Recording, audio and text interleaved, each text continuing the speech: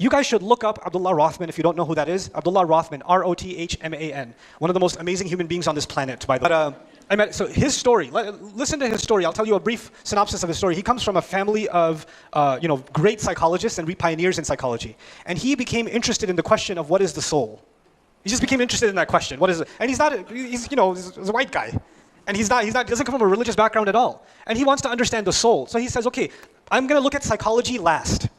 I'm going to look around the world for what people say about this thing they call the soul. So he spends time in a Hindu temple, living with a pandit, dressing like them, eating like them, like the whole 9 yards for a while, a year or more. Then he goes to some shaman in Jamaica and lives in the woods and fishes with a spear and lives among them. Then he spends time in like a Jewish seminary and he spends time in the church and he all over. Like he didn't just go study this stuff. He wanted to get into their spiritual practices, their culture, wanted to understand it from the inside. And he was kind of all done with everything. And he came back to do his master's in psychology. And somebody asked him, did you do Islamic psychology? You look at Islamic spirituality? He goes, really? Islam? And he started looking into it, and he says, this is it. And he took Shahada. And he's head of the Islamic Psychology Program at Cambridge Islamic College.